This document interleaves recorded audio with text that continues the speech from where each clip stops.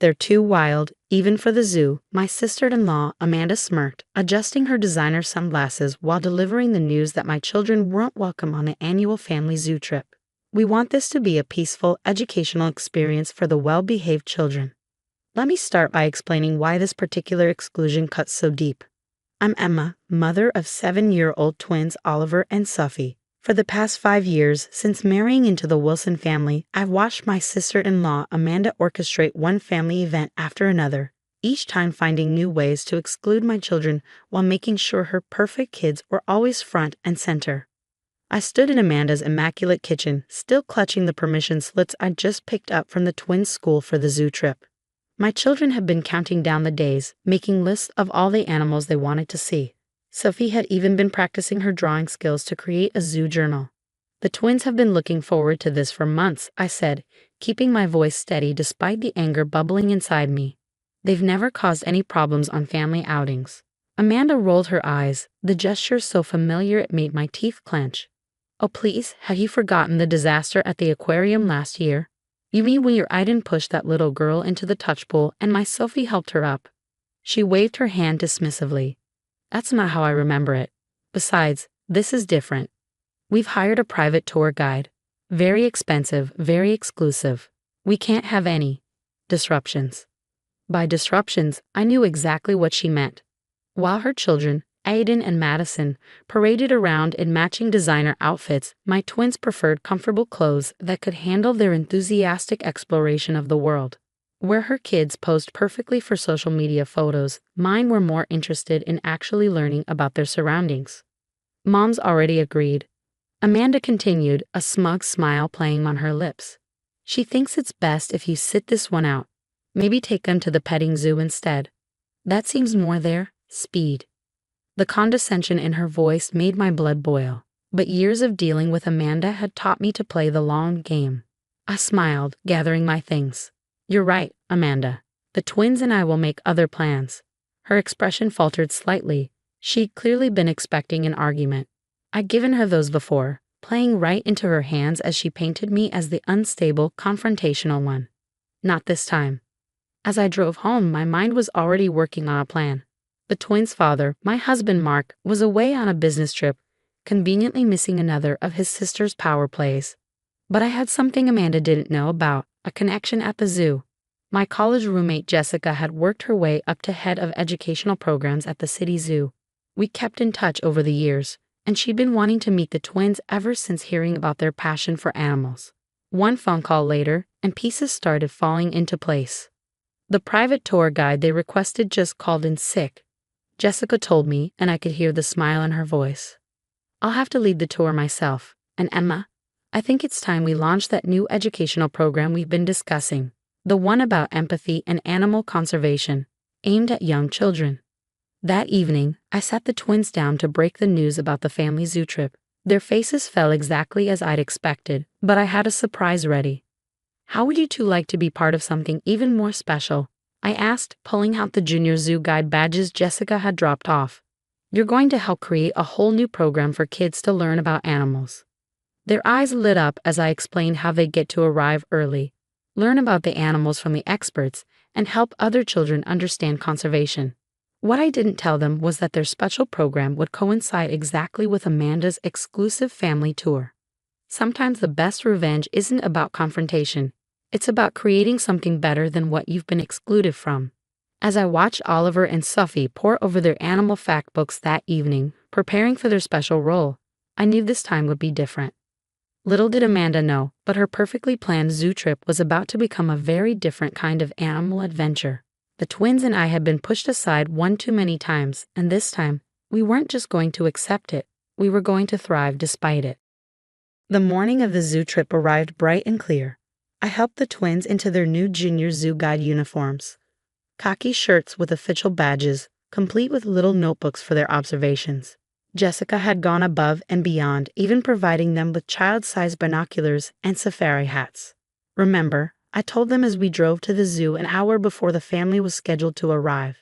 Today, you're not just visitors, you're helping other children learn about the animals. We met Jessica at the staff entrance, where she immediately knelt down to the twins' level. Are my new junior guides ready? she asked, her enthusiasm genuine.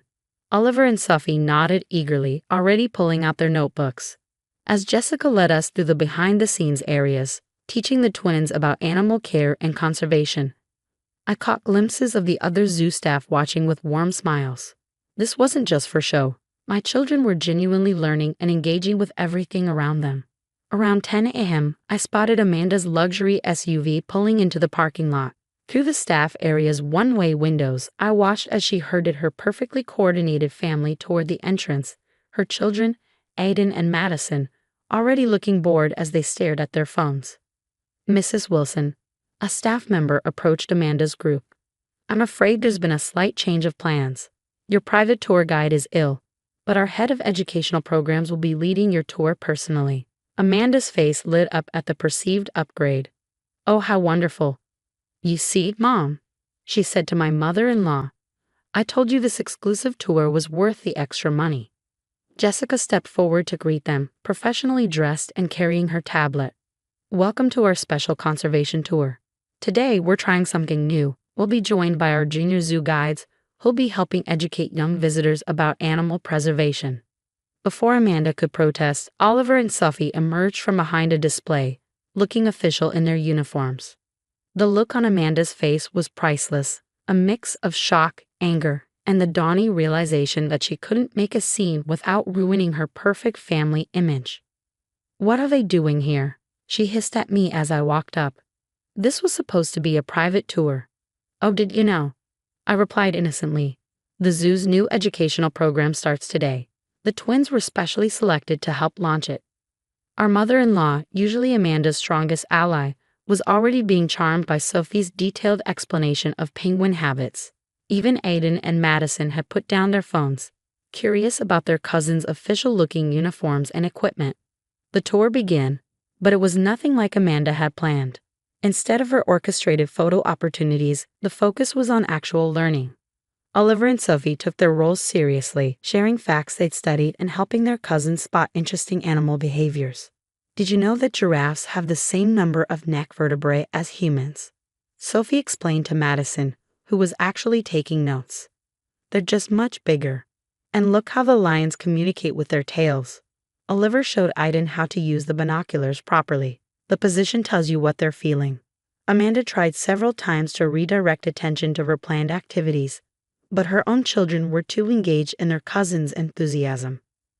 When Aiden asked if he could borrow Oliver's notebook to write down facts about elephants, I thought Amanda might explode.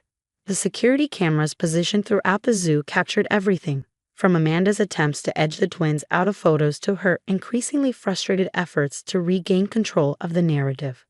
But they also captured something else: natural, unscripted moments of children learning and enjoying themselves together. "Your children," my mother-in-law said during a break, watching as all 4 kids clustered around a zookeeper giving an impromptu lesson about reptiles. "They really know their stuff." I had no idea they were so knowledgeable. "They love animals," I replied simply. "They just needed a chance to show it." The turning point came at the primate exhibit. While Amanda was trying to arrange her children for yet another perfect photo, Aiden spotted a baby orangutan doing something interesting. In his excitement to show Oliver, he knocked over Madison's drink, spilling it all over Amanda's designer shoes. "This is exactly why I didn't want them here," Amanda snapped, gesturing at my twins, though they'd had nothing to do with the accident. "They're encouraging this wild behavior." Jessica, who had been quietly observing all morning, stepped forward. "Actually, Mrs. Wilson, I've been documenting today's interactions for our new program evaluation. Would you like to see the footage?" She pulled up her tablet, showing clips from the security cameras. There were my twins, calmly and professionally sharing their knowledge, and there was Amanda, making multiple attempts to create artificial moments while disrupting the actual learning taking place. "The children are all doing wonderfully," Jessica continued professionally. "In fact, this natural interaction between cousins is exactly what we hope to encourage in our new program. Your nephew and niece have been exemplary guides." Amanda's face flushed red as she realized how her behavior would look if Jessica's program evaluation were to become public. The perfect family image she worked so hard to maintain was crumbling, and there wasn't a thing she could do about it. The rest of the tour continued without incident, though Amanda remained suspiciously quiet. By the end, even she couldn't deny that her children had learned more and enjoyed themselves more than they would have during her planned photo shoot tour. As we prepared to leave, Madison tugged on her mother's sleeve. "Mom, can we come back next week when Oliver and Sophie are doing their guy thing again? I want to learn more about the penguins." Amanda's tight smile said everything. Her perfect plan had backfired spectacularly, and now her own children were asking to spend more time with their supposedly disruptive cousins. The aftermath of the zoo trip rippled through the family like waves in a pond. That evening, my phone buzzed repeatedly with messages, not from Amanda, but from other family members who had seen the photos Madison had posted online. Not the staged portraits Amanda had planned, but candid shots of all four children engaged in learning, the twins in their official uniforms proudly sharing their knowledge. "Oliver and Sophie are junior zoo guides. That's incredible," texted my cousin-in-law. "My kids would love that program." Even Mark, calling from his business trip, was amazed by the videos Madison had shared in the family group chat. "Honey, the twins look so professional. Why didn't Amanda tell me about this program?" "Oh, you know how last minute these things can be," I replied innocently, letting him draw his own conclusions. The real shock came 3 days later during our weekly family dinner. Amanda arrived last, unusually subdued. Throughout the meal, she kept glancing at her phone, frowning at whatever she was seeing. Finally, she cleared her throat. "So, apparently, the zoo's new educational program is going viral on social media. They're featuring Oliver and Sophie in their promotional materials." I took a sip of water to hide my smile. Jessica had mentioned the zoo's marketing team was thrilled with the natural interactions they had captured between the children. "The waiting list for the junior guide program is already full through summer," Amanda continued, her voice strained. "Madison's been begging to sign up." My mother-in-law, who had been unusually quiet since the zoo trip, spoke up. "Well, perhaps if you asked Emma nicely, the twins could help Madison prepare. They clearly know so much about the animals." The look on Amanda's face was priceless, a mixture of frustration and resignation. Her perfect plan to exclude my children had instead turned them into local celebrities of sorts, admired for exactly the qualities she had tried to dismiss. That weekend, Jessica sent me the official tour guide's report she had compiled, complete with time-stamped security footage. "For your records," her note read, "just in case anyone ever questions who really caused disruptions that day." But the real victory wasn't in having ammunition against Amanda's future schemes. It was in watching how the dynamics had shifted. The twins' cousins now looked up to them as experts. Other parents at school asked about the zoo program, and most importantly, Oliver and Sophie had grown more confident, realizing that being different from their cousins wasn't a flaw. It was their strength. A month later, the zoo launched its expanded educational program. Amanda showed up at the opening day ceremony, perfectly coiffed as always, with an obviously rehearsed speech about how proud she was of her niece and nephew. The twins, too busy helping younger children learn about conservation, barely noticed her performance. "You know," my mother-in-law said, watching Oliver patiently explain animal tracks to a group of fascinated kindergartners, "I've been thinking about all the family events we've had over the years. Perhaps we've been focusing on the wrong things." I squeezed her hand gently. It's never too late to make changes. That evening, as I helped the twins pack up their guide gear, Sophie looked up at me thoughtfully. "Mom, do you think Aunt Amanda is still mad we came to the zoo that day?" I knelt down to her level. "Sometimes, sweetheart, people get upset when things don't go exactly as they planned. But sometimes that's how we discover something even better. Like how Madison and Aiden are our friends now." Oliver chimed in. "Exactly like that." As we drove home, I thought about how one day at the zoo had changed so much. Amanda still hosted her perfect family events, but now there was an unspoken understanding. Excluding my children would mean missing out on the genuine enthusiasm and knowledge they brought to any gathering. The twins' zoo badges now hang proudly in their room, next to photos of them teaching their cousins about wildlife.